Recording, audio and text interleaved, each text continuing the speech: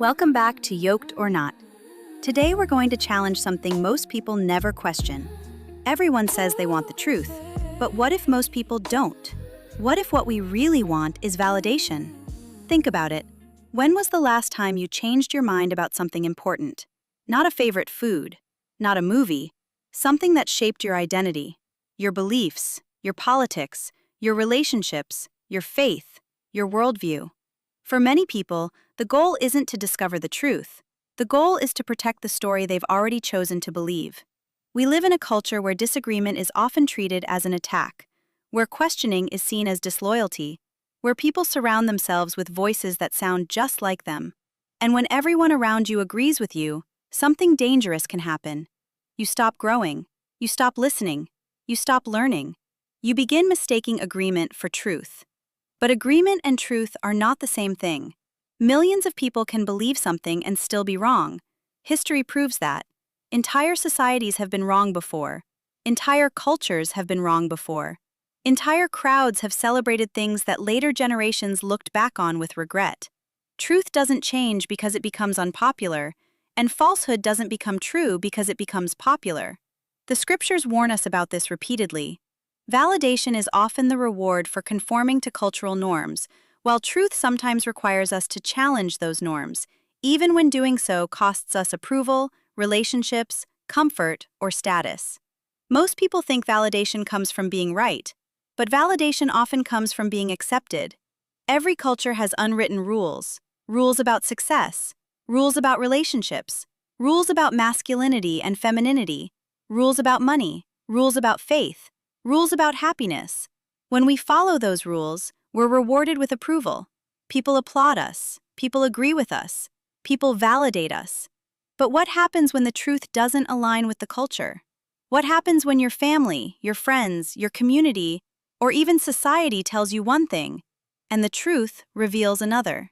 That is where growth begins, because growth requires separation. Every major transformation begins when someone is willing to challenge a belief they once accepted without question. The question isn't, do people approve of me? The question is, am I aligned with truth? Many people remain trapped not because they lack intelligence. They remain trapped because the cost of truth feels higher than the reward. Truth may require you to leave old habits. Truth may require you to leave unhealthy relationships. Truth may require you to abandon beliefs that once defined your identity. Truth may even require you to stand alone. People often reject truth not because they lack evidence, but because accepting the truth would require them to change. Consider Pharaoh. Moses didn't come with a vague opinion. He came with signs, warnings, and a direct message from the Most High. Yet Pharaoh repeatedly hardened his heart. Why? Was it because there wasn't enough evidence? Or was it because accepting the truth would have required Pharaoh to surrender control?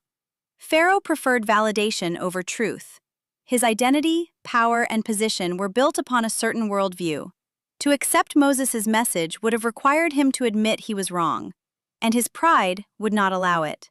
The same pattern appears during the Messiah's ministry. Many of the religious leaders knew the scriptures.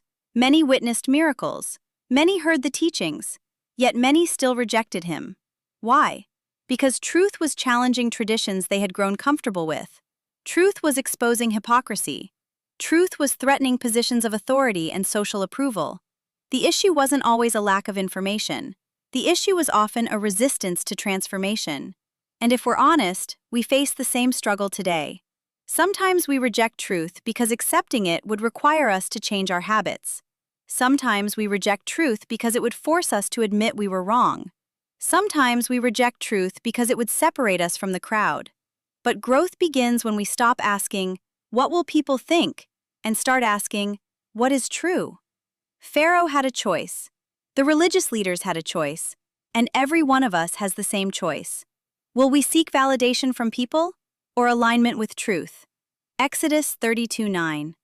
And the Lord said unto Moses, I have seen this people, and behold, it is a stiff-necked people. 2 Timothy 4:3-4. For the time will come when they will not endure sound doctrine, but after their own lusts shall they heap to themselves teachers, having itching ears, and they shall turn away their ears from the truth, and shall be turned unto fables. Pharaoh was shown signs and remained stiff-necked. Many religious leaders were shown the Messiah and remained stiff-necked. The lesson isn't about them, it's about us. When truth confronts our traditions, our pride, or our identity, will we humble ourselves and change, or will we become stiff-necked too? Every time our ego becomes more important than reality, every time our feelings become more important than facts, every time we reject correction because it bruises our pride. So let me ask you something. If evidence challenged your beliefs, would you follow the evidence? If Scripture challenged your traditions, would you follow Scripture? If truth cost you approval, popularity, or comfort, would you still choose truth? Because that answer reveals whether you're seeking truth or validation. Remember, don't get attached before you get aligned. Take the test now at YokedorNot.com, and until next time, stay yoked.